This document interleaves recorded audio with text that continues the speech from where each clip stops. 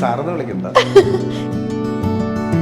Cinema നടനാവണം എന്നല്ല, അന്ന് ഈ സിനിമ നോട്ടീസുകൾ കളക്ട് ചെയ്യുന്ന ഒരു ശീലം ഉണ്ടായിരുന്നു. പത്മനാഭൻ സാറ് അതേപോലെയുള്ള കക്ഷികളുടെയൊക്കെ അസിസ്റ്റൻ്റ് ആവണം എന്നൊരു വലിയ മോഹം. ക്ലാസിക് മൂവീസ് ഒക്കെ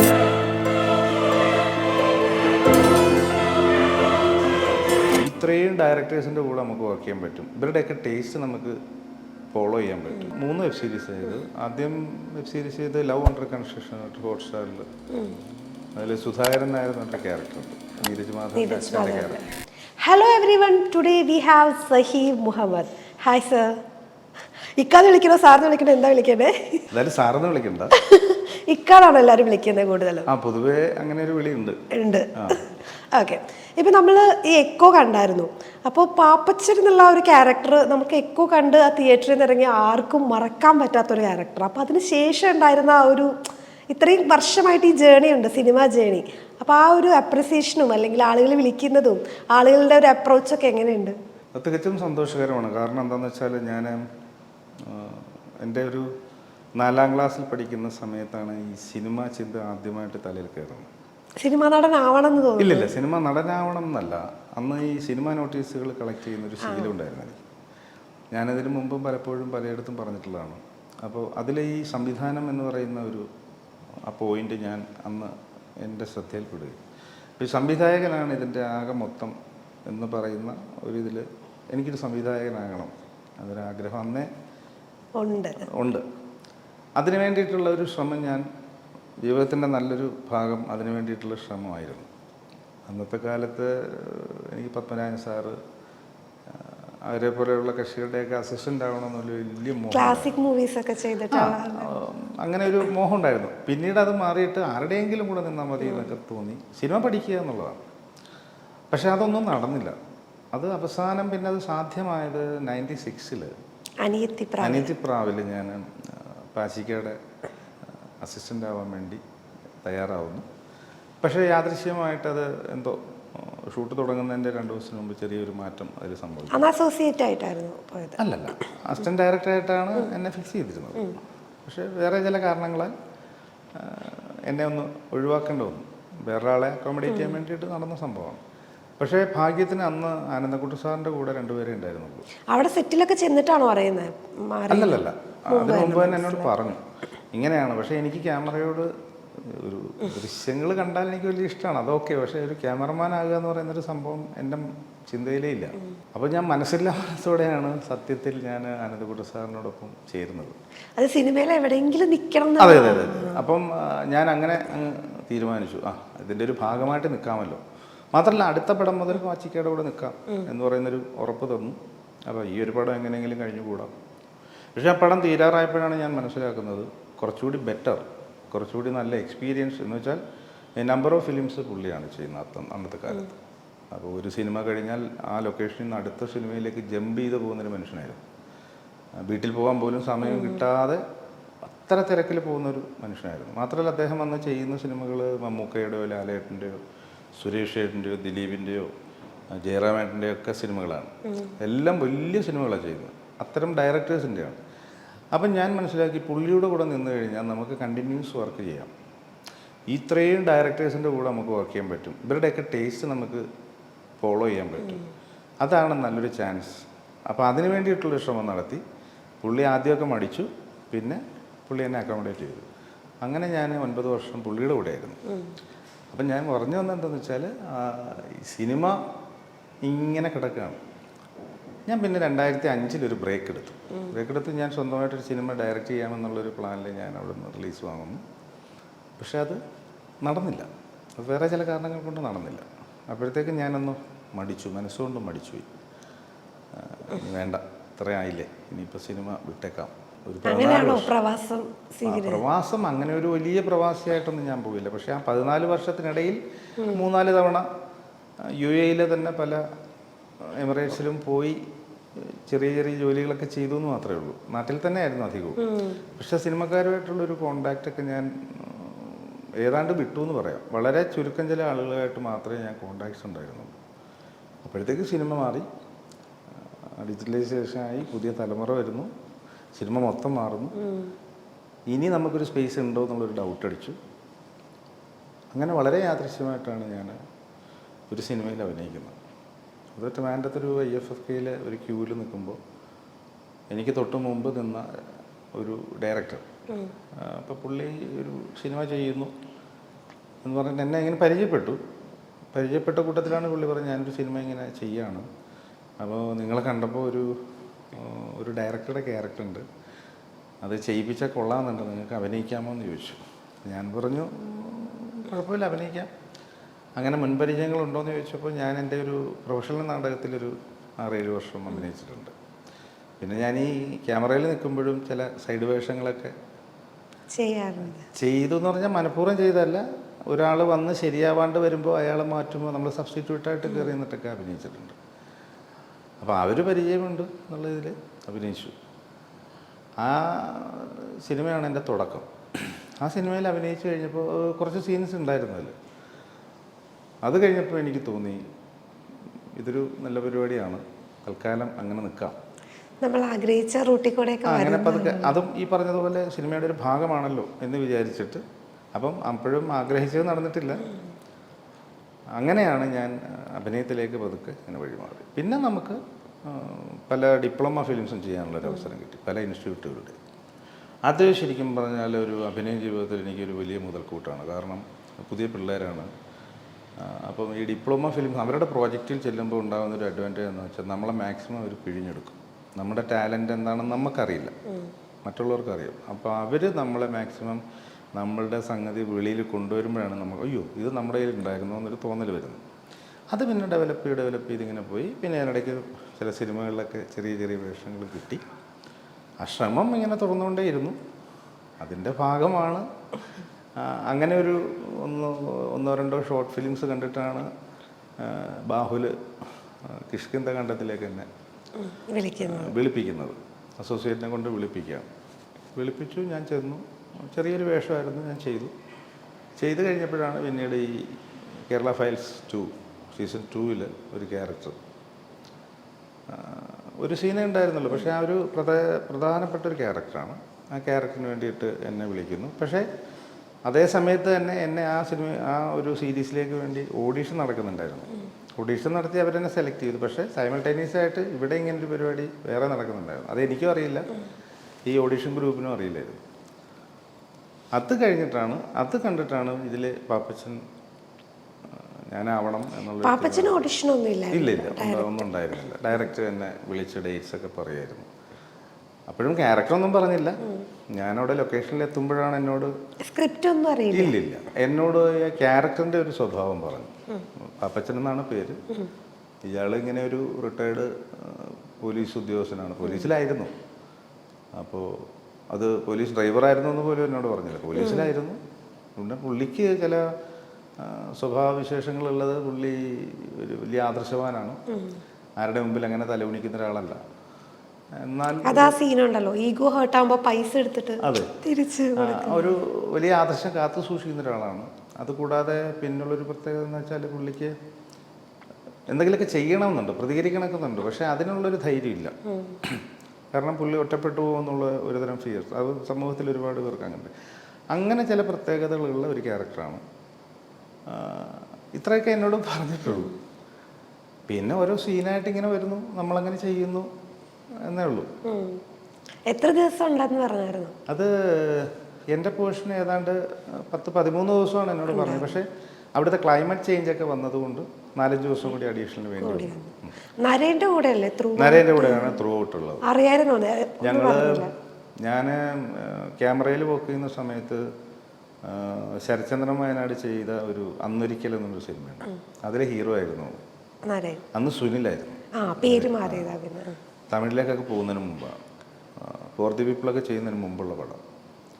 എനിക്കൊന്ന് പുള്ളിയുടെ 2ാമത്തെ ഫിലിമോ മറ്റോ ആയിരുന്നത്. അപ്പോൾ അന്ന് ഞങ്ങൾ ഒരുമിച്ച് വർക്ക് ചെയ്തിട്ടുണ്ട്. പക്ഷേ പുള്ളിക്ക് എന്നെ ഓർമ്മയില്ല. അത് പൂജയുടെ ദിവസം ഇങ്ങനെ ഞാൻ അങ്ങോട്ട് ചെന്നിട്ട് ഇങ്ങനെ ഇൻട്രൊഡ്യൂസ് ചെയ്തപ്പോൾ പുള്ളി പറഞ്ഞു ഞാൻ ഓർക്കുന്നില്ല, സോറി. പിന്നെ ഷൂട്ടിംഗ് ടൈമിലാണ് ഞങ്ങൾ കൂടുതൽ അടുത്തത്. പിന്നെ ശരിക്കും പറഞ്ഞാൽ ഞങ്ങൾക്ക് പിരിയാൻ പറ്റാത്തൊരു അവസ്ഥയിലേക്കൊക്കെ ആയി. ഭയങ്കര ഫ്രണ്ട്ഷിപ്പാണ്, എന്നെ ഒരുപാട് ഹെൽപ്പ് ചെയ്യും. ഇപ്പോൾ ഇതിൻ്റെ ഈ പ്രൊമോഷൻ പരിപാടികളിലൊക്കെ പുള്ളി എന്നെ ഇങ്ങനെ കൂടെ കൊണ്ട് നടക്കായിരുന്നു. അതുപോലെ തന്നെയാണ് വിനീതും ഉസ്താദ് എന്ന് പറയുന്ന പടത്തിലാണ് ഞങ്ങൾ ആദ്യം മീറ്റ് ചെയ്യുന്നത്. അപ്പോൾ അത് വിനീതിന് ഓർമ്മയില്ല എന്നെ. കാര്യം അന്ന് എൻ്റെ രൂപം ഇതൊന്നും അല്ല. അന്ന് വളരെ മെലിഞ്ഞിട്ട് വേറെ രൂപമാണ്, എന്നെ കണ്ടാൽ തിരിച്ചറിയയില്ല. അപ്പോൾ അത് ഞാനിങ്ങനെ ഓർമ്മപ്പെടുത്തി, പുള്ളിക്കും വലിയ കാര്യമായി. പിന്നെ അശോകേട്ടനുണ്ട്. അശോകേട്ടൻ്റെ കൂടെ കുറേ സിനിമകൾ ചെയ്തിട്ടുണ്ട്. സുന്ദരകില്ലാടി, നരിമാൻ, കുറേ സിനിമകളുണ്ട്. അപ്പോൾ അശോകേട്ടന് പക്ഷേ ഓർമ്മ വന്നു. കരിയർ ജേണി ഇങ്ങനെ എടുത്ത് നോക്കുകയാണെങ്കിൽ കുറേ സിനിമകളുടെ ഭാഗമാവാൻ പറ്റിയിട്ടുണ്ട്. കുറേ സിനിമകളുടെ ഭാഗമാകാൻ പറ്റിയിട്ടുണ്ട്. അത് ഈ പറയുന്ന ടോട്ടൽ ഇപ്പം ഞാനിപ്പോൾ ഒരു ആക്ടർ എന്നുള്ള നിലയിൽ എനിക്ക് തോന്നുന്നു ഞാനെല്ലാം എൻ്റെ ഒരു കൺസെപ്റ്റിൽ ഞാൻ എല്ലാത്തിനെയും സിനിമയായിട്ടാണ് കാണും. ഇപ്പോൾ short film, big screen, ad film അങ്ങനെ സെപ്പറേറ്റ് ചെയ്യുന്നില്ല. ഞാൻ എല്ലാത്തിനെയും അതൊരു സിനിമ തന്നെയാണല്ലോ, ചെറുതായാലും വലുതായാലും. അപ്പോൾ അങ്ങനെ നോക്കുമ്പോൾ എനിക്ക് തോന്നുന്നൊരു 10-70ഓളം സംഗതികൾ ചെയ്തിട്ടുണ്ട്. വെബ് സീരീസ് ഉൾപ്പെടെ. വെബ് സീരീസ് ഞാനിപ്പോൾ 3 വെബ് സീരീസ് ചെയ്ത്. ആദ്യം വെബ് സീരീസ് ചെയ്ത് ലവ് അണ്ടർ കൺസ്ട്രക്ഷൻ ഹോട്ട്സ്റ്റാറിൽ.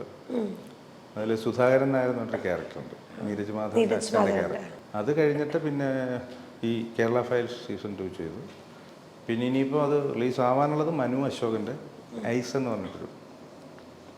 ഈ പാപ്പച്ചൻ ഇറങ്ങിയ പിന്നെ ഇനി കരിയർ ഒന്നുകൂടെ അങ്ങ് സെറ്റ് ആവുന്നൊരു തോന്നലൊക്കെ വന്നോ? സെറ്റാവുമെന്നാണ് വിശ്വാസം. അത് ആരെങ്കിലുമൊക്കെ വിളിച്ചിട്ട് നല്ല ക്യാരക്ടർ തന്നാൽ ചെയ്യാം എന്നുള്ളൊരു ധൈര്യത്തിലാണ് നിൽക്കുന്നത്. അല്ല, ഇത്രയും നാട് ചെയ്തതിനേക്കാൾ കൂടുതൽ എന്തൊക്കെയോ ചെയ്യാവുന്ന ഒരു ക്യാരക്ടർ ആയിരുന്നില്ല? തീർച്ചയായിട്ടും. കാര്യം ഒരുപാട് ഡയമെൻഷൻസ് ഉള്ള ഒരു ക്യാരക്ടറായിരുന്നു. പിന്നെ അതിൻ്റെ ഒരു പ്രത്യേകത എന്ന് വെച്ചാൽ, അല്ല ബാക്കി എല്ലാവരും എന്നെക്കൊണ്ട് അങ്ങനെയൊക്കെ തന്നെയാണ് ചെയ്യിപ്പിച്ചിട്ടുള്ളത് അതിന് മുമ്പും, ചെറുതാണെങ്കിൽ കൂടി. ഇപ്പോൾ ഒരു ഷോട്ടാണെങ്കിൽ കൂടി അതിൻ്റെയൊക്കെ ഡയറക്ടേഴ്സ് എന്നെക്കൊണ്ട് നന്നായി തന്നെയാണ് ചെയ്യിപ്പിക്കാൻ ശ്രമിച്ചിട്ടുള്ളത്. ഇവിടെയും അങ്ങനെ തന്നെയാണ് സംഭവിച്ചത്. പക്ഷേ ഇതിന് കൂടുതൽ സ്പേസ് ഉണ്ടായി. ആ ക്യാരക്ടറിന് ഒരു പ്രത്യേകതയുള്ള ക്യാരക്ടറായിരുന്നു. അപ്പോൾ അതുകൊണ്ട് തന്നെ അവരുദ്ദേശിച്ച രീതിയിൽ ചെയ്യാൻ പറ്റിയെന്നാണ് എൻ്റെ വിശ്വാസം. അപ്പം ഇനിയും അങ്ങനെയൊക്കെ തന്നെ ചെയ്യാമെന്നുള്ള ധൈര്യത്തിലാണ്. പക്ഷേ അങ്ങനെയുള്ളതൊക്കെ വരണമല്ലോ, ആരെങ്കിലുമൊക്കെ വിളിച്ചാൽ ചെയ്യാം. DSCയുടെ ഭാഗമായത് എങ്ങനെ? DSCയുടെ അത് ശരിക്കും അതൊരു ഓഡിഷൻ അല്ല എങ്കിലും അതിൻ്റെ DOP എൻ്റെ കസിനാണ്, ഷഹനാസ് ജലാൽ. അപ്പോൾ ആ ഒരു ക്യാരക്ടർ എനിക്ക് ധൈര്യപൂർവ്വം തരികയായിരുന്നു. ഓക്കെ. സ്ക്രിപ്റ്റ് എഴുതാറുണ്ടല്ലോ ഇടയ്ക്ക്? ഏതോ ഒരെണ്ണമൊക്കെ സ്ക്രിപ്റ്റ് ട്രൈ ചെയ്ത് നോക്കിയിട്ടില്ലേ? സ്ക്രിപ്റ്റ് ഞാൻ കുറേ എഴുതി വെച്ചിട്ടുണ്ട്. പക്ഷേ പണ്ടേ ഉണ്ട് എനിക്ക് ഈ സ്ക്രിപ്റ്റ് പറയുന്നൊരു ശീലം ഉണ്ടായിരുന്നു പണ്ട്. ഞാൻ ഫുൾ ലെങ്ത് സിനിമയൊക്കെ ഇങ്ങനെ ആരെങ്കിലുമൊക്കെ കിട്ടിയാൽ പറഞ്ഞു കേൾപ്പിക്കോ? കണ്ട സിനിമയോ? അല്ലല്ല, എൻ്റെ സ്വന്തം പരിപാടികൾ സീൻ ബൈ സീനായിട്ടും ഷോട്ട് ബൈ ഷോട്ടായിട്ടും ഞാൻ പറഞ്ഞു കേൾപ്പിക്കുന്നൊരു പരിപാടി ഉണ്ടായിരുന്നു. അത് ഞാൻ ഈ ക്യാമറയിൽ വർക്ക് ചെയ്യുന്ന ടൈമിലാണ്. പക്ഷേ അത് ഞാൻ പിന്നെ അതങ്ങ് ഉപേക്ഷിച്ചു. കാരണം ഒരു പ്രയോജനമില്ലാത്തൊരു കാര്യമാണ്. അവരുടെ സമയം വെറുതെ പോകും, കേൾക്കുന്നവരുടെ. അങ്ങനെ ഒരുപാട് പേര് അങ്ങനെ അന്ന് എൻ്റെ കൂടെ വർക്ക് ചെയ്ത് ഒരുപാട് പേര് അങ്ങനെ എൻ്റെ കഥകൾ ഒരുപാട് കേട്ടിട്ടുണ്ട്. പക്ഷേ അന്നൊക്കെ അത് സാധ്യമാകുന്ന സംഗതികളായിരുന്നു, നല്ല സംഗതികളൊക്കെ ആയിരുന്നു കേട്ടവരന്ന് എന്നോട് പറഞ്ഞിട്ടുള്ളത്. പക്ഷെ അതൊന്നും പൊടി തട്ടി എടുക്കാൻ തോന്നുന്നു അല്ലേ? പൊടി തട്ടി എടുക്കാം, പക്ഷേ തൽക്കാലം ഞാൻ ഇതിൽ തന്നെ നിൽക്കാം എന്നുള്ളതാണ്. കാരണം എല്ലാം കൂടി എടുക്കണ്ട. അല്ല, ഈ അഭിനയമാണോ സംവിധാനമാണോ തിരക്കഥാകൃത്ത്, ഇതിൽ ഏതാ ഏറ്റവും ഒരു ഇഷ്ടമുള്ളത്? ഇഷ്ടം സംവിധായകനാകുക എന്നുള്ളത് തന്നെയാണ്. കാരണം അതാണല്ലോ നമ്മുടെ തുടക്കം, അങ്ങനെയായിരുന്നല്ലോ. ആ ചിന്തയിൽ നിന്നാണല്ലോ തുടങ്ങിയത്. ഞാൻ ആഗ്രഹിച്ചത് സംവിധായകനാകുക എന്നുള്ളതാണ്. ഞാൻ പരിശീലിച്ചത് ക്യാമറയിലാണ്. ഞാൻ ഇപ്പം ചെയ്തുകൊണ്ടിരിക്കുന്ന അഭിനയമാണ്. അപ്പോൾ സംവിധായകനായിട്ട് നമുക്ക് ഉടനെ കാണാൻ പറ്റുമോ? ഇല്ല, ഉടനെ ഒന്നും കാണണ്ട. എപ്പോഴെങ്കിലും അത് സംഭവിച്ചിരിക്കും എന്ന് തന്നെയാണ് എൻ്റെയും പ്രതീക്ഷ. ഇപ്പം ഈ അഭിനയത്തോടുള്ള ഒരു ഇഷ്ടം കൂടുന്നുണ്ട്. കാരണം നമുക്ക് എന്താ പറയുക, നേരത്തെ ഞാൻ പറഞ്ഞ പോലെ നമ്മുടെ ഉള്ളിലുള്ള ടാലൻറ്റ് എന്താണെന്നുള്ളത് നമുക്കറിയില്ല, അത് വേറൊരാൾക്കല്ലേ അറിയുള്ളൂ. അപ്പോൾ അവരതിങ്ങനെ പുറത്ത് കൊണ്ടുവരും തോറും നമുക്ക് കൂടുതൽ എനർജി കിട്ടുന്നുണ്ട്, നമുക്ക് ആ തിരിച്ചറിവ് ഉണ്ടാകുന്നുണ്ട്. ആ തിരിച്ചറിവ് വെച്ചിട്ട് നമുക്കൊരു അങ്ങനൊരു തോന്നലുണ്ട്. പക്ഷെ അത് ഈ പറഞ്ഞതുപോലെയാണ്, നല്ല ക്യാരക്ടേഴ്സ് ഉണ്ടാവണം, അത് വരും എന്ന് പ്രതീക്ഷിക്കുന്നു. ഈ ഓഡിഷൻസ് ഇപ്പോഴും അറ്റൻഡ് ചെയ്യുന്നുണ്ടോ? ഇങ്ങനെ ഓഡിഷൻ, പബ്ലിക് ഓഡിഷൻ അങ്ങനെ ആദ്യമൊക്കെ ഞാൻ കുറേ പോയിട്ടുണ്ട്. പക്ഷെ അവിടെയൊക്കെ എനിക്ക് പരാജയപ്പെട്ടിട്ടൊന്നുമില്ല, പക്ഷെ അവരാരും എന്നെ വിളിച്ചിട്ടില്ല. അതിൻ്റെ കാരണം ഞാൻ പിന്നീട് അന്വേഷിച്ചപ്പോൾ അറിഞ്ഞത്, ഈ നമ്മളവിടെ ചെന്നപ്പോൾ ഈ സെൽഫ് ഇൻട്രൊഡക്ഷൻ പറയുമല്ലോ. സെൽഫ് ഇൻട്രൊഡക്ഷൻ പറയുമ്പം ഓട്ടോമാറ്റിക്കലി നമ്മൾ നമ്മുടെ പ്രീവിയസ് പറയും. അപ്പോൾ ഈ പ്രീവിയസ് പറയുമ്പോൾ നമ്മുടെ ഒരു സിനിമാറ്റോഗ്രാഫിയിലെ ആ ഒരു എക്സ്പീരിയൻസും ഇത്ര സിനിമകളൊക്കെ ചെയ്തു, ഇന്ന സിനിമകളൊക്കെ ചെയ്തു എന്ന് പറയുമ്പോൾ ഈ ഓഡീഷനിൽ ഇരിക്കുന്ന ആ ജൂറി അവർ ആകെപ്പാടെ അങ്കലാപ്പലാവും. അയ്യോ, ഇതുപോലൊരു ആളിനെ വെച്ചിട്ട് നമുക്ക് എന്ത് ചെയ്യാനാണ് ഇത്. ഈ ഓഡീഷൻ എന്ന് പറയുന്നത് മെയിൻ ക്യാരക്ടേഴ്സിന് വേണ്ടിയിട്ടല്ല ഈ ഓഡീഷൻ പലപ്പോഴും നടക്കാറുള്ളത്. ഈ പബ്ലിക് ഓഡീഷൻ്റെ കാര്യം പറയുന്നു. പ്രൈവറ്റ് ഓഡീഷൻ അങ്ങനെയല്ല. ഇപ്പോൾ ഏതെങ്കിലും ഒരു ക്യാരക്ടറിന് വേണ്ടിയിട്ടായിരിക്കും അവർ ചെയ്യുക. പബ്ലിക് ഓഡീഷനാണ് ഞാൻ ആദ്യമൊക്കെ പോയിക്കൊണ്ടിരുന്നത്. അപ്പോൾ എനിക്കറിയില്ല, ഇതിൻ്റെ രീതികളൊന്നും എനിക്കറിയില്ലായിരുന്നു. അതൊന്നും ആരും പറഞ്ഞു തന്നിട്ടില്ല. ഞാൻ എൻ്റെ ഒരു ഇഷ്ടത്തിനങ്ങ് പോകുമായിരുന്നു. അപ്പോൾ അവർ എന്താണെന്ന് വെച്ചാൽ പിന്നീട് എന്നെ വിളിക്കില്ല. ഇത്രയും എക്സ്പീരിയൻസ് ഉള്ള ആളിനെ വിളിച്ചിട്ടൊരു ചെറിയ സൈഡ് വേഷം കൊടുക്കേണ്ട കാര്യമില്ലല്ലോ എന്ന് അവർ ചിന്തിക്കും. പക്ഷെ ഞാൻ അതിനകത്ത് നിരാശപ്പെടും. അയ്യോ, ഞാനതിൽ പരാജയപ്പെട്ടുകൊണ്ടാണ് എന്നെ വിളിക്കാഞ്ഞത്. പിന്നെയാണ് അന്വേഷിച്ചപ്പോഴാണ് അറിഞ്ഞത് അങ്ങനെയല്ല, അതിൻ്റെ കാരണം ഇന്നതാണ് എന്ന് പറഞ്ഞു. പിന്നെ അത് ഞാൻ ഒഴിവാക്കി. മാത്രമല്ല, ഇൻഡസ്ട്രിയിലുള്ള കുറേ സുഹൃത്തുക്കളൊക്കെ എന്നോട് മേലാൽ നിങ്ങളിനി ഇത്തരം പരിപാടി പോരുത്, കൊല്ലുമെന്നൊക്കെ പറഞ്ഞു. പിന്നെ കുറേ കാസ്റ്റിംഗ് ഏജൻസികൾ ഇപ്പം അവർ പല സിനിമകൾക്കൊക്കെ ആയിട്ട് ക്യാരക്ടർ വിളിച്ചിട്ട് പ്രൈവറ്റ് ഓഡീഷൻ അങ്ങനെ ചെയ്തിട്ടുണ്ട്. പക്ഷെ അതും പലതും നടന്നിട്ടില്ല. അതിൻ്റെ വക്കത്തെത്തുമ്പോൾ അത് പോകും. പറഞ്ഞു വെച്ച ക്യാരക്ടേഴ്സ് പോകുന്നത് വേറെ ചില കാരണങ്ങൾ കൊണ്ടാണ്. അത് ഒരുപക്ഷെ പ്രൊഡ്യൂസറുടെ ഒരു താല്പര്യം, അവരുടെ മാർക്കറ്റിംഗ് സൈഡ് നോക്കുമ്പോൾ കുറച്ചുകൂടി എസ്റ്റാബ്ലിഷ്ഡ് ആയിട്ടുള്ള ഒരു ആർട്ടിസ്റ്റ് ചെയ്താലേ ഇത് ശരിയാവുള്ളൂ എന്നൊരു തോന്നൽ വരും. അങ്ങനെ എനിക്ക് പറഞ്ഞു വെച്ചിരുന്ന കുറേ ക്യാരക്ടേഴ്സ് ഉണ്ട് പല സിനിമകളിലും. അതൊക്കെ പക്ഷേ എന്നെക്കാൾ വളരെ സീനിയറായിട്ടും എന്നെക്കാൾ ഒരുപാട് ടാലൻ്റൊക്കെ ആയിട്ടുള്ള കക്ഷികളൊക്കെ തന്നെയാണ് ചെയ്തത്. അപ്പോൾ അതിലെനിക്ക് വലിയ നിരാശയൊന്നുമില്ല. കാര്യം അത് സ്വാഭാവികമാണ്. കാര്യം പൈസ മുടക്കുന്ന ഒരാൾക്ക് അത് മാർക്കറ്റ് ചെയ്ത് തിരിച്ചെടുക്കുക എന്ന് പറയുന്നൊരു ആവശ്യം അനിവാര്യമാണല്ലോ. അത് ഇൻഡസ്ട്രിയുടെ നിലനിൽപ്പിനെ ബാധിക്കുന്നൊരു വിഷയമാണ്. സ്വാഭാവികമാണ്, അങ്ങനെ ചിന്തിക്കുന്നത് ഒരു തെറ്റല്ല. പക്ഷെ എനിക്കതുകൊണ്ട് ഇല്ല, എനിക്ക് ഇൻഡസ്ട്രിയുടെ ഒരു രീതികൾ അറിയാവുന്നത് കൊണ്ട് എനിക്ക് വലിയ വിഷമം ഉണ്ടായിട്ടില്ല. അറിയാത്ത ഒരാളാണെങ്കിൽ ഒരു പക്ഷേ അതുണ്ടായേക്കാം. പക്ഷെ എനിക്കതിൽ നിരാശയില്ല. കാര്യം നമ്മൾ തുടക്കം പോലെ ഇതിൻ്റെ ഒരു പാർട്ടായിട്ട് നിൽക്കുന്നുണ്ട്. എന്താണ്, എങ്ങനെ വരും എന്നുള്ളൊരു അറിയാമല്ലോ. അതുകൊണ്ട് എനിക്ക് വലിയ നിരാശ ഉണ്ടായിട്ടില്ല. സന്തോഷമുള്ളൂ. കാരണം എന്നെക്കാൾ ഇതായിട്ടുള്ള കക്ഷികളാണല്ലോ അതെല്ലാം ചെയ്തത്. അതുകൊണ്ട് കുഴപ്പമില്ല. അല്ല, ഇപ്പൊ സിനിമയിൽ നമ്മുടെ സമയമായി എന്നുള്ളൊരു തോന്നൽ വരുന്നുണ്ട്. ഒരു സമയമായി എന്ന് വെച്ചാൽ സമയം കുറച്ചുകൂടി ഒന്ന് ബ്രൈറ്റായി എന്നേ ഉള്ളൂ. സമയമായി നേരത്തെ തന്നെ, ഇപ്പോൾ കുറച്ചുകൂടി ഒന്ന് ബ്രൈറ്റായി. ഈ ബ്രൈറ്റ്നെസ് അങ്ങനെ തന്നെ അങ്ങ് പോയാലും മതി. ഇപ്പൊ നമ്മുടെ തിലകൻ സാറൊക്കെ പറയാറുണ്ട് പുള്ളിയുടെ 40s കരിയറിൽ വന്നത്. അതെ അതെ അതെ. എന്നോട് തന്നെ പലപ്പോഴും പലരും എനിക്കൊരു കോൺഫിഡൻസ് ഉണ്ടാക്കാൻ വേണ്ടിയിട്ട് വളരെ നേരത്തെ തന്നെ എന്നോട് ഇങ്ങനെ പറയാറുണ്ടായിരുന്നു. ചില പെർഫോമൻസൊക്കെ കണ്ടിട്ട് നമുക്ക് ഏറ്റവും അടുപ്പമുള്ള കക്ഷികൾ, നമ്മളോട് താല്പര്യമുള്ളവരൊക്കെ എന്നെ ഇങ്ങനെ ഒരു ആശ്വാസം എന്നുള്ള തരത്തിൽ, ആശ്വസിപ്പിക്കാനെന്ന തരത്തിലൊക്കെ പറഞ്ഞിട്ടുണ്ട്. ഇതുപോലെയാണ് അവരൊക്കെ ആ ഒരു പീരീഡിലാണ് വന്നത്. പിന്നെ നിങ്ങൾക്ക് ഒരു ചെയർ ഇങ്ങനെ ഒഴിഞ്ഞ് കിടപ്പുണ്ട്, അവരൊക്കെ ചെയർ. അപ്പം ഞാൻ പറഞ്ഞു ആ ചെയറൊക്കെ അവിടെ കിടന്നോട്ടെ, അതൊക്കെ അവർക്ക് മാത്രം ഇരിക്കാൻ പറ്റിയ ചെയർസാണ്. അതൊന്നും ആ ചെയറിലൊന്നും കയറി നമ്മളൊന്നും ഇരിക്കാൻ യോഗ്യരൊന്നുമല്ല. പിന്നെ നമുക്കൊരു ചെയർ ഉണ്ടെങ്കിൽ അത് സെപ്പറേറ്റ് പുതിയത് വന്നേക്കാം. അങ്ങനെ വന്നാൽ ഇരിക്കാം. വരുമെന്ന പ്രതീക്ഷയുണ്ട്. പിന്നെ പഴയ കാലത്തേക്കാൾ ഇപ്പോൾ ഈ പറഞ്ഞതുപോലെ ഒരു പുതിയ അത്ര ശക്തമായ തിരക്കഥകളോ അത്ര ശക്തമായ ബോൾഡായിട്ടുള്ള ക്യാരക്ടേഴ്സോ വളരെ അപൂർവമാണ് സംഭവിക്കുന്നത്. അങ്ങനെ ഒരു പ്രതിസന്ധി ഇല്ലാതില്ല. അപ്പോൾ അതുകൊണ്ടിപ്പം അവരുടെ ഒന്നും റേഞ്ചിൽ നമുക്ക് എത്രത്തോളം നമുക്ക് ചെയ്യാൻ, ഇല്ലെങ്കിൽ അതിൻ്റെ ഒരു അയലത്തെങ്കിലും നമുക്ക് ചെയ്യാൻ പറ്റുമോ എന്നുള്ളൊരു ആശങ്കയുണ്ട്. ചെയ്യണമെന്ന് ആഗ്രഹമുണ്ടില്ല എന്നല്ല, പക്ഷേ അത്തരം ക്യാരക്ടർ വന്നാലല്ലേ നമുക്ക് ചെയ്യാൻ പറ്റുള്ളൂ. ഈ സ്ക്രിപ്റ്റുകൾ നോക്കിയിട്ടാണോ? അല്ല, ഒരിക്കലും അല്ല. ഞാൻ അങ്ങനെ ഒരു സംഭവം ജീവിതത്തിൽ സംഭവിച്ചിട്ടുമില്ല. അത്രത്തോളൊന്നും ആയില്ലല്ലോ. ഇനി ആയാലും എനിക്കത് എന്നോട് അത് പറഞ്ഞു തന്നാൽ എനിക്ക് അത് മതി. ടോട്ടൽ സംഭവം പറഞ്ഞു തരാറുണ്ട്. ഒരു ക്യാരക്ടർ സ്കെച്ച് തന്നാൽ മതി. ഇപ്പോൾ പ്ലൂട്ടോ എന്നൊരു പടം ഷൂട്ട് എൻ്റെ പോർഷൻ കഴിഞ്ഞു. അതിൻ്റെ ഡയറക്ടർ സ്ക്രിപ്റ്റ് റൈറ്ററും ഈ ലവ് ആൻഡ് റെക്കൺസ്ട്രക്ഷൻ എന്ന് പറയുന്ന ഈ വെബ് സീരീസ് ഹോട്ട്സ്റ്റാറിൽ വന്ന വിഷ്ണു രാഘവ് ചെയ്ത.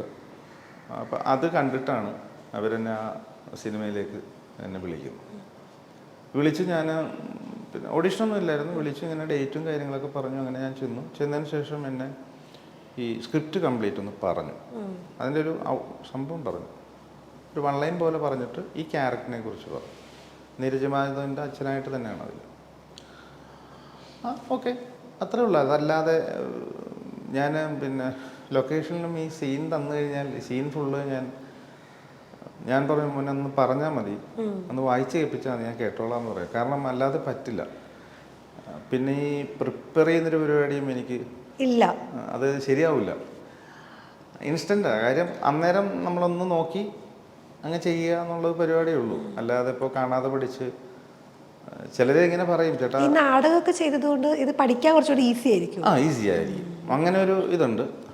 പക്ഷേ നാടകം ആദ്യമൊക്കെ ഇങ്ങനെ പലരും പറഞ്ഞിട്ടുണ്ട്, ഡ്രാമ കയറി വരുന്നുണ്ടെന്നൊക്കെ ഇടയ്ക്കിടയ്ക്ക് ഇങ്ങനെ പറയായിരുന്നു. ഞാനത് മാറ്റാൻ പരമാവധി ശ്രമിച്ചിട്ടുണ്ട്, ഇപ്പോഴും ശ്രമിച്ചുകൊണ്ടിരിക്കുകയാണ്. ചിലപ്പോൾ അറിയാം. പാപ്പച്ചനൊക്കെ റിയലിസ്റ്റിക് ആയിരുന്നു, ഒരു ഓഡിയൻസ് എന്നുള്ള രീതിയിൽ നമുക്കത്. പക്ഷേ ചില സിറ്റുവേഷൻ, പിന്നെ ഡ്രാമാറ്റിക് സിറ്റുവേഷൻസ് സ്വാഭാവികമായിട്ടും ചിലയിടത്ത് വരുമല്ലോ. അവിടെ നമുക്കത് മാത്രമേ പറ്റുള്ളൂ. സെറ്റിലായിട്ട് ചെയ്യേണ്ടടുത്ത് അങ്ങനെ തന്നെ വരും. എല്ലാം സെറ്റിലായിട്ട് ചിലപ്പോൾ ചെയ്യാൻ പറ്റിയില്ല എന്ന് വരും. ഇപ്പം നരേൻ്റെ കാര്യമൊക്കെ പറഞ്ഞല്ലോ, ആദ്യം ക്യാമറയിൽ കൂടെ കണ്ടതാണ് നരേനൊക്കെ അഭിനയിക്കുന്നത്, കൂടെ സ്ക്രീൻ ഷെയർ ചെയ്യാം. അപ്പം ആ ഒരു മൊമെന്റിനെ എങ്ങനെ ഓർക്കുന്നത്? മൊമെന്റിനെ ഓർക്കുന്നത് ഇപ്പോൾ ഞാൻ മമ്മൂക്കയുടെ കൂടെ അഭിനയിച്ചിട്ടുണ്ട്. മമ്മൂക്കയുടെ കൂടെ ഞാൻ 4-5 സിനിമ വർക്ക് ചെയ്തിട്ടുണ്ട്. മമ്മൂക്കയുടെ കൂടെ ഞാൻ 2 സിനിമ അഭിനയിച്ചു.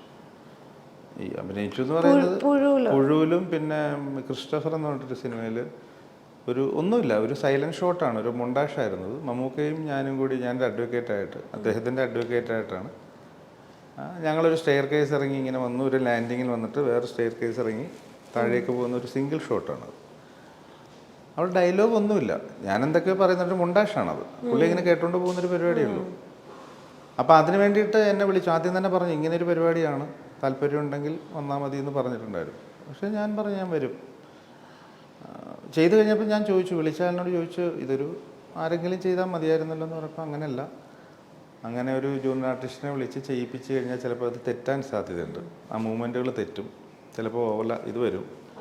അപ്പോൾ ഈ 2 സ്റ്റെയർ കേസാണ്, ലാൻഡിങ്ങും പിന്നെ പിന്നെ തിരിച്ച് റീടേക്ക് വന്നു കഴിഞ്ഞാൽ ഇദ്ദേഹം തിരിച്ച് വീണ്ടും കയറണം.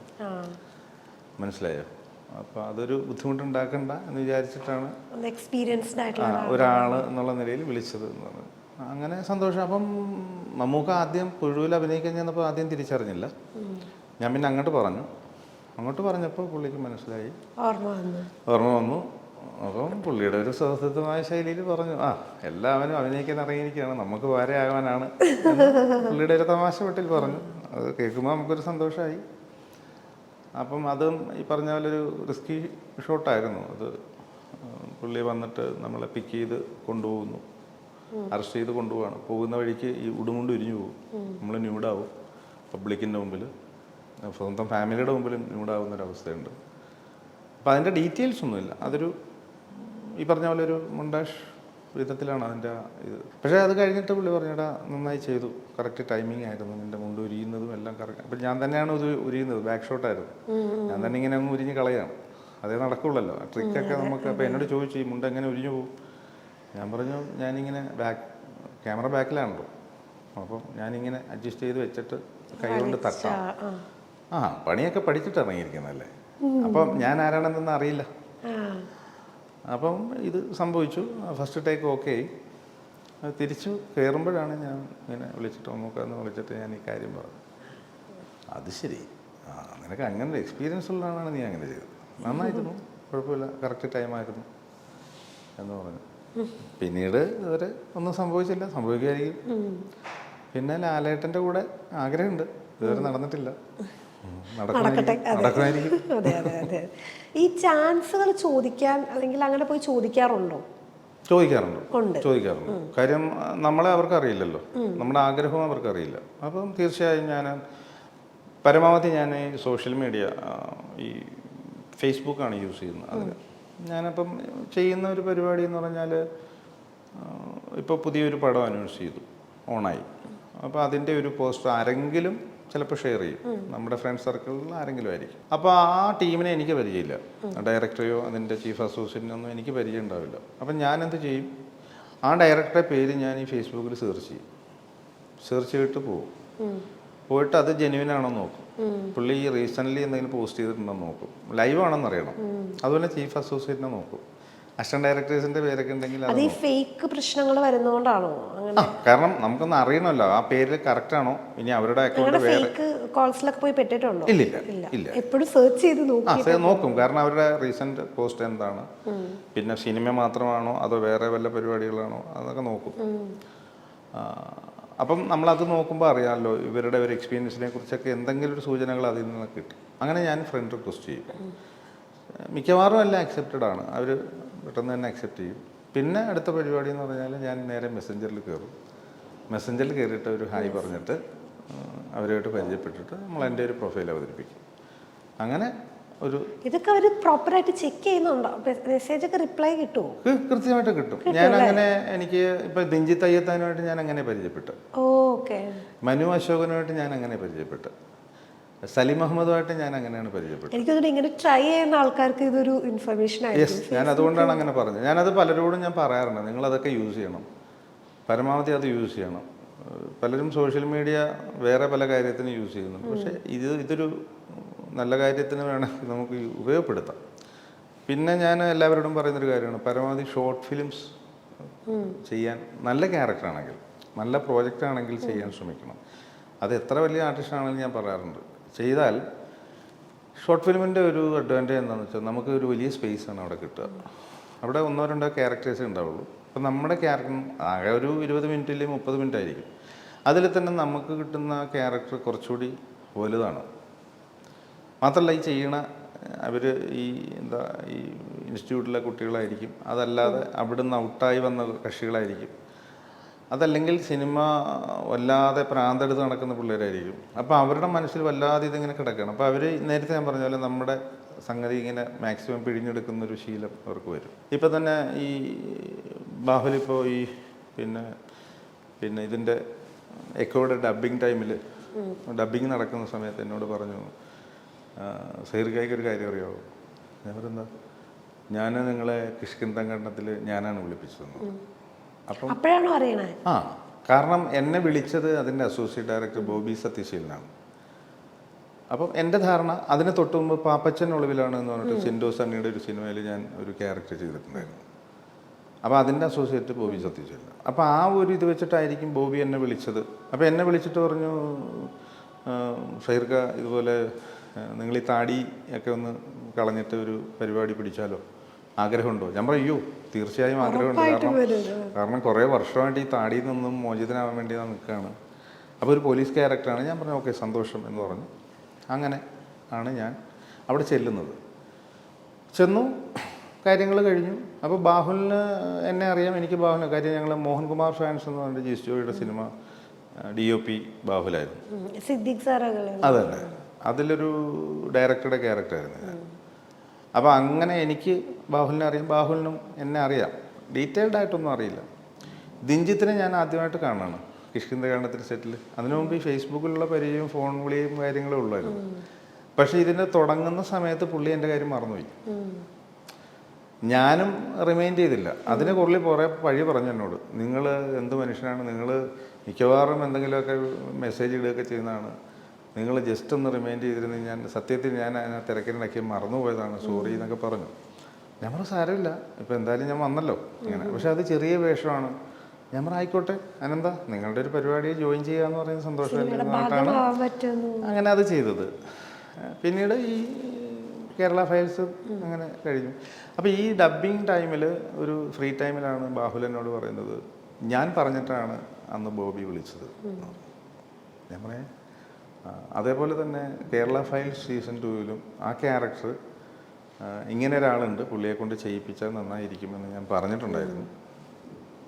അങ്ങനെയാണ് അവിടെ വിളിച്ചത്. ഞാൻ പറയില്ല, അത് വേറൊരു വഴിക്ക് അങ്ങനെ നടന്നേ ഉള്ളൂ. പക്ഷേ മെയിൻ ഇങ്ങനൊരു പരിപാടി നടന്നിട്ടുണ്ടായിരുന്നു. ഞാൻ പറയോ, പിന്നെ ഇത് ഇങ്ങനെയാണ്, ഇതെങ്ങനെയാണ് ഞാൻ കിഷ്കിന്ധകാണ്ഡത്തിലേക്ക് വിളിക്കുന്നത് സേറിക്കേക്ക് അറിയോ? ഞാൻ പറയില്ല, നിങ്ങളുടെ കൗബീനശാസ്ത്രം പിന്നെ ഓർമ്മകൾ ഉപ്പിലിട്ടത് ഇങ്ങനെ കുറച്ച് ഷോർട്ട് ഫിലിംസ് ഞാൻ കണ്ടിട്ടുണ്ടായിരുന്നു. അപ്പോൾ അതിലൊക്കെ വ്യത്യസ്തമായ ക്യാരക്ടേഴ്സ് ആയിരുന്നു. അന്നേ ഞാൻ നിങ്ങളിങ്ങനെ നോട്ടീസ് ചെയ്തിരിക്കുന്നത് ഇങ്ങനൊരു മനുഷ്യനെയൊക്കെ എന്താണ് നല്ല സാധ്യതകൾ ഉണ്ടാവാതെ പോകുന്നത് എന്ന് ആലോചിച്ചിട്ടുണ്ട്. എന്നാൽ പിന്നെ എന്നെ കൊണ്ടാവുന്നത് ഇരിക്കട്ടെ എന്ന് വിചാരിച്ചിട്ടാണ് ഞാൻ ചെറുതാണെങ്കിലും നിങ്ങളെ വിളിച്ച് അതിൽ അഭിനയിപ്പിച്ചതെന്ന് പറഞ്ഞപ്പോൾ ഞാൻ സത്യത്തിൽ ഒരു വല്ലാത്ത അവസ്ഥയിലായി. അപ്പം ഇത്രയും വലിയൊരു കക്ഷി നമ്മളെ അങ്ങനെ പരിഗണിച്ചു എന്ന് പറയുമ്പോൾ ഒരു പരിചയമില്ലാത്ത ആളുകൾ അതെ അതെ. അപ്പം അതൊരു വലിയ സന്തോഷമായിരുന്നു.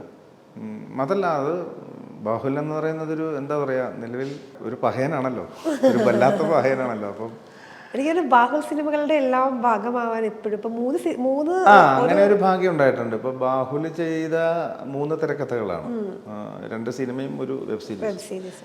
ഈ 3 സ്ക്രിപ്റ്റിലും തിരക്കഥകളിലെയും കഥാപാത്രമാവാൻ കഴിഞ്ഞ ഒരേ ഒരാൾ ഞാനായിരിക്കും ഒരു പക്ഷേ, ആർട്ടിസ്റ്റുകളുടെ കൂട്ടത്തിൽ 3-ലുണ്ട് ഞാൻ. വേറെ ആരും അങ്ങനെ ഇല്ല. ഇപ്പോൾ കിഷ്കിന്ധാകാന്ഡത്തിലും ഇതിലും അശോകേട്ടനുണ്ട്,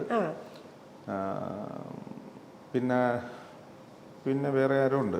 പക്ഷെ 3-ലുള്ള ഒരേ ഉള്ളൂ ഉണ്ടെന്നാണ് എൻ്റെ ഒരു തോന്നൽ. എപ്പോഴും സിനിമ എഴുതുമ്പോഴും എനിക്ക് ഇനി ഒരു റോൾ അവിടെ ഉണ്ടാവും എന്നുള്ളൊരു ഒരു ട്രസ്റ്റ്. ഇപ്പം അതൊന്നും കൂടെ ഉറച്ചു. അല്ല, അത്രയും ചെയ്തപ്പോൾ ഇനി ഉണ്ടാവും എന്ന് തന്നെ വിശ്വസിക്കാമല്ലോ. അതെ അതെ അതെ, ഇത്രയും ചെയ്തപ്പോൾ ഇനിയിപ്പം ഉണ്ടാവുമായിരിക്കും. അത് വേറൊരു കാര്യമുണ്ട്, നമ്മളിപ്പോൾ അതിനകത്ത് നമ്മൾ ഒരു നിർബന്ധം പിടിച്ചിട്ട് കാര്യമില്ല. കാരണം പലരും എന്നോട് നേരത്തെ പറഞ്ഞിട്ടുണ്ട്, നമ്മളൊരു പരിപാടി ആലോചിക്കുമ്പോൾ നിങ്ങളുടെ കാര്യം ഇങ്ങനെ മനസ്സിൽ വരും, പക്ഷെ നിങ്ങൾക്ക് പറ്റിയൊരു പരിപാടി അല്ല അത് അതിനകത്തുള്ളത്. അതുകൊണ്ടിട്ടാണ് പലപ്പോഴും നിങ്ങളെ നമ്മൾ ഒഴിവാക്കി വിടുന്നത്, അല്ലാതെ വേറൊന്നും കൊണ്ടല്ല. സ്ക്രിപ്റ്റും കൂടെ ഡിമാൻഡ് ചെയ്യണ്ടേ. കാരണം ഇപ്പോൾ അടുത്ത അവരുടെ ഒരു പ്രോജക്റ്റ് വരുന്നു, അതിലൊരു പക്ഷേ എനിക്ക് പറ്റിയൊരു ക്യാരക്ടർ ഉണ്ടാവില്ല. അപ്പോൾ അതുകൊണ്ട് തന്നെ വിളിക്കണമെന്നും നിർബന്ധമില്ല. വിളിച്ചാൽ സന്തോഷം, എന്നെ ആര് വിളിച്ചാലും സന്തോഷം, പോവും. ഓക്കെ. ഇനിയിപ്പോൾ സിനിമ തന്നെ, അതായത് കുറച്ച് നാൾ ബ്രേക്ക് എടുത്തു അല്ലെങ്കിൽ ബിഹൈൻഡ് ദ ക്യാമറ നിന്നു, ഇനിയിപ്പോൾ സിനിമ അല്ലെങ്കിൽ അഭിനയം തന്നെയാണ് മുന്നോട്ട് കൊണ്ടുപോകുന്നത്? തൽക്കാലം അങ്ങനെ തന്നെ പോകാമെന്നുള്ളത് തന്നെയാണ് ഉദ്ദേശം. കാരണം എന്താണെന്നറിയാമോ, നമ്മൾ ഈ പല വള്ളത്തിൽ കാലി ചവിട്ടിയാൽ ചിലപ്പോൾ താഴെ പോകും. തൽക്കാലം അങ്ങനെ പോകട്ടെ. പിന്നെ അതിൻ്റെ ഒരു ടൈം എത്തുമ്പോൾ നമുക്ക് ചെയ്യാനൊരു സാധ്യത ഉണ്ടാകുകയാണെങ്കിൽ ചെയ്യാം എന്നുള്ളതേ ഉള്ളൂ. ധൃതിയില്ല, സമയമുണ്ട്. കുറച്ചുകൂടി കാര്യങ്ങൾ മനസ്സിലാക്കാനുണ്ട്. ഉണ്ട്. ഓക്കെ. നെക്സ്റ്റ് ഏതൊക്കെ പ്രൊജക്ട്സാണ് വരാനുള്ള, അല്ലെങ്കിൽ ഏതെങ്കിലും കോൾസ് ഒക്കെ വന്നോ എക്കോ കണ്ടിട്ട്? കോൾസ് ഇപ്പോൾ എക്കോ കണ്ടിട്ട് 1-2 പേര് വിളിച്ചിട്ടുണ്ടായിരുന്നു, പക്ഷെ അതൊന്നും ഒരു കൺഫേം ഒന്നും ആയില്ല. അത് കൺഫേം ആവും. പിന്നെ ഇനിയും പലരും വിളിക്കുമെന്നുള്ള വിശ്വാസത്തിൽ തന്നെയാണ്. പിന്നെ അതൊക്കെ വലിയ ക്യാൻവാസ്, വലിയ മൂവീസ് ആണോ? അത്യാവശ്യം വലുതാണ്, വലിയ കുഴപ്പമില്ലാത്തതാണ്. പിന്നെ ഷൂട്ട് കഴിഞ്ഞതിപ്പോൾ പ്ലൂട്ടോ എന്നൊരു പടം വരാനുണ്ട്. അത് കഴിഞ്ഞു, എൻ്റെ പോർഷൻ കഴിഞ്ഞതേ ഉള്ളൂ, ഷൂട്ട് തീർന്നിട്ടില്ല. പിന്നെ ബി ഉണ്ണികൃഷ്ണൻ്റെ സിനിമ ഉണ്ട്, നിവിൻ പോളി സിനിമ ഉണ്ട്, അതിലൊരു ക്യാരക്ടർ ചെയ്തു. പിന്നെ ഇനി ടിനു പാപ്പച്ചൻ്റെ പുതിയ സിനിമ അതിലുണ്ട്. അതൊക്കെ നേരത്തെ കമ്മിറ്റഡായ പടങ്ങളായിരുന്നു.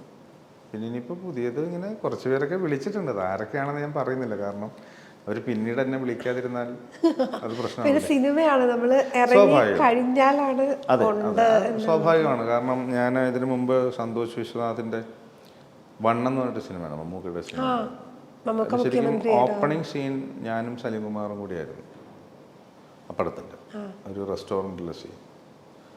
ഞാൻ ഫുഡ് കഴിക്കാണ്ടിരിക്കുന്നു, സലീംകുമാർ വിളമ്പി തരുന്നു, ഞങ്ങൾ തമ്മിലൊരു ഡിസ്കഷൻ. അത് കഴിഞ്ഞിട്ടാണ് പുള്ളി അവിടുന്ന് കൗണ്ടറിൽ ചെന്നിട്ട് ഒരു ബാഗുമായിട്ട് പുള്ളി പോകുന്നത്. അപ്പോൾ ആ കൗണ്ടറിൽ ഇരിക്കുന്ന ആൾ പറഞ്ഞു, നിങ്ങൾ പോണ വഴിക്ക് ആ ഫ്ലാറ്റിൽ ഈ സാധനം കൊടുത്തേക്കെന്ന് പറഞ്ഞിട്ടാണ് അതിൻ്റെ ഒരു ഓപ്പണിങ്. ഞാൻ വലിയ പ്രതീക്ഷയായിരുന്നു, പക്ഷെ പടം റിലീസായ ദിവസം ഞാൻ ഞെട്ടിപ്പോയി. കാരണം എൻ്റെ സീനില്ല. തിയേറ്ററിൽ പോയപ്പോഴാണോ അറിയണത്? അത് ഞാൻ അന്വേഷിച്ചപ്പോൾ എന്താണെന്ന് വെച്ചാൽ വേറെ ഒന്നുമല്ല, അതിൻ്റെ ലെങ്ത് കൂടി, പടത്തിൻ്റെ ലെങ്ത് കൂടിയപ്പോൾ അവർ ട്രിം ചെയ്തു. അപ്പോൾ ഇതൊരു ആവശ്യമില്ല. കാരണം സലീംകുമാറിൻ്റെ ഈ പിന്നെ എന്താണ് അതിൻ്റെ ഒരു ഇൻട്രൊഡക്ഷൻ സീനാണല്ലോ. അപ്പം ഇത് മതി, ആ കൗണ്ടറിൽ നിന്ന് പോകുന്നത് മതി എന്ന് തീരുമാനിക്കപ്പെട്ടു. സ്വാഭാവികം. അത് പലപ്പോഴും പലർക്കും സംഭവിച്ചിട്ടുണ്ട് ഇതിനു മുമ്പ്. അതിനകത്തും അങ്ങനെ വിഷമമില്ല. കാരണം ഞാൻ നേരത്തെ പറഞ്ഞു, നമുക്ക് ഇതിനെക്കുറിച്ച് അറിയാവുന്നതുകൊണ്ട് വിഷമങ്ങളില്ല. വേറൊരാളാണെങ്കിൽ ഒരു പക്ഷേ ഒരു വല്ലാത്ത നോവുണ്ടാവും. എന്നെ സംബന്ധിച്ച് എനിക്കറിയാം ഇതിങ്ങനെയൊക്കെ സംഭവിക്കാൻ സാധ്യതയുണ്ട് എന്നറിയാവുന്നതുകൊണ്ട് കുഴപ്പമില്ല. പിന്നെ നേരത്തെ ചോദിച്ചില്ലേ അഭിനയം എന്ന് തുടങ്ങി എന്ന് പറയുന്ന സംഭവം. ഞാൻ ആദ്യമായിട്ട് സ്ക്രീനിൽ തല കാണിക്കുന്നത് ഫാസിൽ സാറിൻ്റെ സിനിമയിലാണ്. അതിൻ്റെ ക്യാമറമാൻ ആനന്ദകുട്ട സാറായിരുന്നു, അതിൻ്റെ ഡയറക്ടർ ഫാസിൽ സാറായിരുന്നു. ഞാൻ അഭിനയിച്ചത് രഘുവരൻ്റെ കൂടെയായിരുന്നു. അത് കണ്ണുക്കുൾ നിലവ് എന്ന് പറഞ്ഞൊരു തമിഴ് മൂവിയാണ്. തമിഴിലാണോ അപ്പൊ അഭിനയം സ്റ്റാർട്ട് ചെയ്യുന്നത്? അല്ല, അങ്ങനെയല്ല. ആ ഒരു ക്യാരക്ടർ, ഒരു മാനസിക രോഗി. ഇദ്ദേഹം ഒരു സൈക്കാട്രിസ്റ്റാണ്. അദ്ദേഹത്തിൻ്റെ ഒരു പേഷ്യൻ്റായിട്ട് ഞാൻ അതിൻ്റെ തൊട്ട് മുമ്പിലിരിക്കുന്ന ഒരു സംഭവമുണ്ട്. അപ്പോൾ എൻ്റെ ഭാവവാദികളൊക്കെ അന്ന് ഒപ്പിയെടുത്തു. അത് ആ പടത്തിലുണ്ട്. കണ്ണുക്കുൾ നിലവ് എന്ന് പറഞ്ഞിട്ട് വിജയ് ശാലിനിയുടെ ഒരു പടമാണ്. അതാണ് ശരിക്കും ആദ്യമായിട്ട് ക്യാമറയിൽ തല കാണിക്കുന്ന സിനിമ. അതൊക്കെ ഞാൻ പറഞ്ഞില്ലേ, അത് അന്നേരം ഒരാൾ വേണം എന്ന് പറയുമ്പോൾ ഒരാൾ പെട്ടെന്ന് നമ്മളവിടെ ഉണ്ടല്ലോ, അപ്പം കയറ്റിയിരുത്തുന്നതാണ്. പിന്നെ അങ്ങനെ കുറേ സിനിമകൾ ചെയ്തിട്ടുണ്ട്. ചതുരംഗം എന്ന് പറഞ്ഞിട്ട് കെ മധുവിൻ്റെ മോഹൻലാൽ സിനിമ ഉണ്ട്. അതിൽ ഞാൻ ലാലേട്ടൻ്റെ കൂടെ ഒരു സീൻ അഭിനയിച്ചിട്ടുണ്ട്. ലാലേട്ടൻ്റെ കൂടെ അഭിനയിക്കണം എന്ന് പറഞ്ഞപ്പോ നേരത്തെ ഇല്ല, ഞാനിപ്പം അഭിനേതാവായി വന്നതിന് ശേഷം അഭിനയിച്ചിട്ടുണ്ട്. മറ്റേത് അങ്ങനെയല്ലല്ലോ, ചെറുതായിട്ടല്ലേ മനസ്സില്ലാ മനസ്സോടെ നിർബന്ധപൂർവ്വം പിടിച്ച് കൊണ്ടുവന്ന് അഭിനയിപ്പിക്കുകയാണല്ലോ. അത് സംഭവിച്ചത് ഒരു സിംഗിൾ ഷോട്ടായിരുന്നു. അപ്പം അത് ഫിലിമാണല്ലോ, അപ്പം നല്ല ലെങ്തി ഷോട്ടായിരുന്നു. ഒരു ഓപ്പൺ ബാറ്. അപ്പോൾ അവിടെ ലാലേട്ടൻ, ജഗദീഷ് ഏട്ടൻ, ലാലു അലക്സ് ഒക്കെ കൂടി ഇരുന്നിട്ടുള്ള ഡിസ്കഷൻ. ബാക്ക് ഡ്രോപ്പിലൊക്കെ ആളുകൾ ഇരിക്കുന്നുണ്ട്, ബെയറർമാരുണ്ട്. അപ്പോൾ ഒരു ബെയറർ വന്നിട്ട് ഒരു സോഡ കുപ്പി അവിടെ വെച്ചിട്ട് ഔട്ട് പോകും. ഒരു പ്രത്യേക, അപ്പം ക്യാമറ ഇങ്ങനെ ട്രാക്ക് ആൻഡ് റോളിങ് മൂവ്മെൻറ്റിൽ ഇരിക്കുകയാണ്. അപ്പോൾ ആ ബെയറർ വേറൊരു മൂവ്മെൻറ്റിൽ ഉള്ളിൽ വരും. ഇവിടെ നിന്നൊരു പ്ലേറ്റ് എടുത്തിട്ട് ഔട്ട് പോകും. പിന്നൊരു പ്രത്യേക മൂവ്മെൻ്റ് ആകുമ്പോഴത്തേക്ക് ഈ ലാലേട്ടനിലേക്ക് ഇങ്ങനെ ഏതാണ്ട് ക്യാമറ എടുക്കുന്ന സമയം ഈ പുള്ളി വന്നിട്ട് ആദ്യം കൊണ്ടുവച്ച സോഡ കുപ്പി ഇങ്ങനെ പൊട്ടിക്കുകയും ലാലേട്ടൻ്റെ ചെവിയിൽ ഒരു രഹസ്യം പറയുകയും ചെയ്യുന്നതാണ് ആ സീൻ. അപ്പോൾ ആ ബെയറും ഈ പറയുന്ന ലാലേട്ടനും മാത്രമേ ഉണ്ടാവുള്ളൂ ഫ്രെയിമിൽ. നല്ലൊരു സാധനമാണത്. അത് കോഴിക്കോടോ മറ്റുള്ളൊരു ചെറുപ്പക്കാരനെയാണ്, അത് ചാൻസ് ചോദിച്ച് നടന്ന ഒരു ചെറുപ്പക്കാരൻ. അയാൾ 2 ദിവസത്തിന് മുമ്പ് വന്നു, ട്രിവാൻഡ്രത്ത് വരുന്നു, ആളിൻ്റെ മെഷർമെൻ്റ് ഒക്കെ എടുക്കുന്നു. വൈറ്റ് ഷർട്ടും കറുത്ത പാൻറ്റൊക്കെയാണ്. ഒക്കെ എടുത്തിട്ട് പുള്ളി റെഡിയായി, മേക്കപ്പൊക്കെ ഇട്ട് വന്നു. ഫസ്റ്റ് ടേക്കിൽ ഇതിൻ്റെ ടൈമിങ് ചെറുതായിട്ടൊന്ന് തെറ്റി, ചെറിയ തെറ്റേ പറ്റുള്ളൂ. അപ്പോൾ പറഞ്ഞാൽ കുഴപ്പമില്ല, ഒന്നും കൂടി എടുക്കാമെന്ന് പറഞ്ഞു. അപ്പോഴത്തെ ഫിലിമാണല്ലോ, അതിങ്ങനെ കറങ്ങിക്കൊണ്ടിരിക്കുകയാണ്, പിന്നെ അത് യൂസ് ചെയ്യാൻ പറ്റില്ല. രണ്ടാമത്തെ ടേക്കിൽ ഇവൻ്റെ കയ്യിൽ നിന്ന് സാധനം പോയി. കാരണം ആദ്യം തെറ്റിയത് ഇവൻ അതിൽ ഇതായി കോൺഷ്യസ് ആയപ്പോൾ വേറെ ഒരു കാര്യം പോയി. അങ്ങനെ ടൈമിങ് തെറ്റി. അപ്പോഴത്തേക്ക് ഈ ഡയറക്ടർ പതുക്കെ വയലൻ്റ് ആവാൻ തുടങ്ങി. മൂന്നാമത്തെ ടേക്കിൽ കംപ്ലീറ്റ് ഔട്ടായിപ്പോയി. ഇവനൊന്നും ചെയ്യാൻ പറ്റാത്ത അവസ്ഥ. അങ്ങനെ ഏകദേശം ഒരു റോള് തീർന്നു. 400 അടിയാണ്. അങ്ങനെ പുള്ളിയെ മാറ്റേണ്ടി വന്നു. അപ്പോൾ പകരം സാധാരണ സംഭവിക്കുന്നത് അന്നത്തെ കാലത്ത് അങ്ങനെ ഒരു മൂമെൻറ്റ് വന്നു കഴിഞ്ഞാൽ ഈ യൂണിറ്റ് ലൈറ്റ് ബോയ്സോ അതുപോലുള്ള കക്ഷികളൊക്കെ ഉണ്ട്, ആരെങ്കിലും അഡ്ജസ്റ്റ് ചെയ്യും. ഇപ്പോൾ ഇന്ദ്രൻ ചേട്ടനൊക്കെ അങ്ങനെയൊക്കെ ചെയ്താണ് വന്നിട്ടുള്ളതെന്ന് കേട്ടിട്ടുണ്ട്. പുള്ളി കോസ്റ്റ്യൂമായിരുന്നല്ലോ. പിന്നെ അഭിനയമോഹം പുള്ളിക്ക് ഉണ്ടായിരുന്നതാണ്. അപ്പോൾ ഈ നിൽക്കുന്ന പലരും ഈ നമുക്കറിയാത്തൊരു കാര്യം എന്ന് വെച്ചാൽ സിനിമയിൽ ഈ പ്രൊഡക്ഷൻ ബോയ്സായിട്ടും ലൈറ്റ് ബോയ്സായിട്ടൊക്കെ നിൽക്കുന്ന നല്ലൊരു ശതമാനം ആളുകളും ഈ അഭിനയവും കൂടി മനസ്സിൽ കണ്ടുകൊണ്ടോ സംവിധാനം ഇതൊക്കെ മനസ്സിൽ കണ്ടുകൊണ്ട് വന്നവരാണ്. പക്ഷേ ഇതിൻ്റെ ഒരു നേരത്തെ പറഞ്ഞാൽ നമ്മൾ ഇതിൻ്റെ ഒരു ഭാഗമാകുക, ഇങ്ങനെയെങ്കിലും ആകാം, പിന്നെ പതുക്കെ പതുക്കെ അതിലേക്ക് പോകാം എന്ന് വിചാരിച്ചിട്ടൊക്കെ വന്നവർ ഒരുപാട് പേരുണ്ട് സിനിമയിൽ. നമ്മൾ അറിയാത്തതുകൊണ്ട് കൂടുതൽ അടുക്കുമ്പോഴേ നമ്മൾ അവരുടെ കാര്യങ്ങൾ അറിയാൻ പറ്റുള്ളൂ. പക്ഷെ പലരും അവരുമായിട്ട് കൂടുതൽ അടുക്കാറില്ല. അപ്പോൾ അങ്ങനെ ഇവരെ സമീപിച്ചപ്പോൾ ഇവരാരും തയ്യാറില്ല ഈ ഷോട്ട് എടുക്കാൻ. കാരണം ഇത് ഇച്ചിരി റിസ്ക് ആണെന്ന് മനസ്സിലായി. കാരണം ഇതിനൊരു ടൈമിംഗ് ഉണ്ട്. ആദ്യം വന്നു സോഡ കോപ്പി വെച്ച് പോയി, പിന്നെ ഒരു മൊമെൻറ്റിൽ വന്നിട്ട് ഒരു പ്ലേറ്റ് എടുത്തിട്ട് അങ്ങോട്ട് പോയി, പിന്നെ വന്നിട്ട് ഈ സോഡ കോപ്പി പൊട്ടിക്കണം, ചെവിയിൽ ഇത് ഒറ്റ ഷോട്ടിൽ നടക്കണം. അപ്പോൾ ആരും തയ്യാറില്ല. അവസാനം എന്നിലേക്ക് ഞാനിങ്ങനെ അവിടെ മാറി നിൽക്കാം. അപ്പം നമുക്ക് ഈ നാടകത്തിലൊക്കെ അഭിനയിച്ചൊരു പരിചയം ഉണ്ടെന്നുള്ള സാധനം ഈ മധുചേട്ടനും അറിയാം, പിന്നെ എൻ്റെ കൂടെയുള്ളവർക്കും അറിയാമല്ലോ. അപ്പോൾ എനിക്ക് സത്യത്തിൽ ആലോചിച്ചതാണ്, ഇതാ ഇങ്ങനെ ആളുണ്ട്, പുള്ളി ചെയ്തോളൂ എന്ന് പറഞ്ഞു. അങ്ങനെ നിർബന്ധിച്ച് എന്നെ അഭിനയിപ്പിച്ചാണത്. അത് ഒറ്റ ടേക്കിൽ ചെയ്തു, ചെയ്യാൻ പറ്റി. അങ്ങനെ സബ്സ്റ്റിറ്റ്യൂട്ടായിട്ട് നിന്ന് കുറേ സിനിമകൾ ചെയ്തിട്ടുണ്ട് അന്നൊക്കെ. ഒരു അഭിനേതാവായിട്ട് തയ്യാറെടുത്ത് വന്നത് ഇപ്പോഴാണ്, അത്രേ ഉള്ളൂ. അപ്പൊ ഇനി നല്ല സിനിമകളുടെ ഭാഗമായിട്ട് ഇങ്ങനെ മുന്നോട്ട് പോകാൻ പറ്റട്ടെ, അതാണ് അല്ലേ? അതെ. അത് തന്നെയാണ് നമ്മുടെ ഉദ്ദേശം. അതെ. പിന്നെ ഒരു കാര്യം കൂടെ പറയാം കേട്ടോ, എനിക്ക് തോന്നുന്നു ഇക്കാക്ക് നല്ലൊരു വില്ലന്റെ എല്ലാ അതായത് ഇങ്ങനെ ഇങ്ങനെ ചിരിച്ചുകൊണ്ട് കഴുത്തിറക്കുന്ന കുറെ വില്ലന്മാരില്ലേ, അതിന് പറ്റിയൊരു മാനറിസവും ഫേസും ഒക്കെ ഉണ്ട്. എനിക്കത് പറയണമെന്ന് തോന്നി. അത് ഇങ്ങനെ അടുത്തിരുന്ന് കാണുമ്പോൾ നമുക്ക് കുറച്ചുകൂടെ മനസ്സിലാവുന്നത്. പണ്ട് തിലകഞ്ചേട്ടൻ്റെ ഒരു ഇൻ്റർവ്യൂ ഞാൻ കണ്ടിട്ടുണ്ട്. ഇൻ്റർവ്യൂവിൽ ഇങ്ങനെ ഇൻ്റർവ്യൂ ചെയ്ത ആൾ ചോദിച്ചു, ചേട്ടൻ ഈ സാറിങ്ങനെ വില്ലൻ വേഷങ്ങൾ മാത്രം ഇങ്ങനെ ചെയ്യുന്നത് എല്ലാവർക്കും ഇതാണ് അങ്ങനെയാണ്, വില്ലൻ വേഷങ്ങൾ ഇങ്ങനെ എടുത്തെടുത്ത് പറഞ്ഞപ്പോൾ പുള്ളി പറഞ്ഞു, എന്ത് വില്ലൻ, ആരാണ് വില്ലൻ എന്ന് ചോദിച്ചു. ഏത് വില്ലനിലും ഒരു മനുഷ്യനുണ്ട്, മനുഷ്യത്വമുള്ളവരുണ്ട്. ഒരു വില്ലൻ പുള്ളി പറഞ്ഞു, ഒരു വില്ലൻ, നിങ്ങൾ പറയുന്നൊരു വില്ലൻ ഒരു കഠാരയെ രണ്ടുപേരെ കുത്തി മലർത്തിയിട്ട് ഇങ്ങനെ തെരുവിലൂടെ നടന്നു പോവാണ് നെഞ്ചും പിരിച്ചു. അപ്പോൾ സൈഡിലൊരു ചോരക്കുഞ്ഞിൻ്റെ കരച്ചിൽ കേൾക്കും. അപ്പോൾ നിങ്ങൾ പറയുന്ന ഈ വില്ലൻ്റെ സ്വഭാവം എന്തായിട്ട് മാറും? ആ കുഞ്ഞിനെ കുത്തിക്കൊല്ലില്ലല്ലോ, ആ കത്തി അവൻ ഒന്ന് താഴെയിട്ട് ആ കുഞ്ഞിനെ അയാൾക്ക് ഒന്ന് നോക്കണമെന്നെങ്കിലും തോന്നും ദയനീയമായി. അപ്പോൾ വില്ലൻ എന്ന് പറയുന്നൊരു സംഭവം ഉദ്ദേശം മനസ്സിലായി, വേണ്ട എന്നെ അങ്ങനെ ഒരു വില്ലനായിട്ട് മാത്രം കണക്കില്ല. അല്ല, എനിക്ക് ആ ഒരു ഏരിയയും കൂടി എക്സ്പ്ലോർ ചെയ്യാനുണ്ടെന്ന് തോന്നുന്നു. അങ്ങനെ വന്നാൽ ചെയ്യും, ഞാൻ ചെയ്തിട്ടുണ്ട്. ഈ സിൻഡോ സണ്ണിയുടെ ഒരു സിനിമ, പക്ഷെ അത് വേണ്ടത്ര അതൊരു തിയേറ്റർ റിലീസ് ചെയ്യാൻ പറ്റിയിട്ടില്ല. അതൊരു ഒരു OTT പ്ലാറ്റ്ഫോമിലാണ് അന്ന് റിലീസ് ചെയ്തത്, അതുകൊണ്ട് അധികം പേര് അത് കണ്ടിട്ടില്ല. അതിലൊരു വില്ലനായിരുന്നു, പക്ഷെ അത് അങ്ങനെ ചെയ്യണമെന്നൊക്കെ വന്നാൽ ചെയ്യാമെന്നേ ഉള്ളൂ, അങ്ങനെ ഒരു ആഗ്രഹമൊന്നുമില്ല. ഈ പറഞ്ഞ പോലെ ഒരു വില്ലനിസം ഉണ്ടോ? അതായത് ഇങ്ങനെ പാവം പോലെ ചിരിച്ചുകൊണ്ടിരുന്ന് എന്നാ എല്ലാം ചെയ്യാൻ പറ്റുന്ന അങ്ങനത്തെ കുറെ വില്ലന്മാരെ നമ്മൾ കണ്ടിട്ടില്ലേ? അങ്ങനെ ചെയ്യാൻ പറ്റുന്ന ഒരു എന്തൊക്കെയോ മാനറിസംസും ഫേഷ്യൽ എക്സ്പ്രഷൻസും ഒക്കെ ഉണ്ടെന്ന് തോന്നുന്നു. അങ്ങനെ വന്നാൽ ചെയ്യാം, ആരെങ്കിലും അങ്ങനെ ഒരു കഥാപാത്രത്തെ മെനഞ്ഞ് നമ്മൾ എടുക്കുകയാണെങ്കിൽ ചെയ്യാം.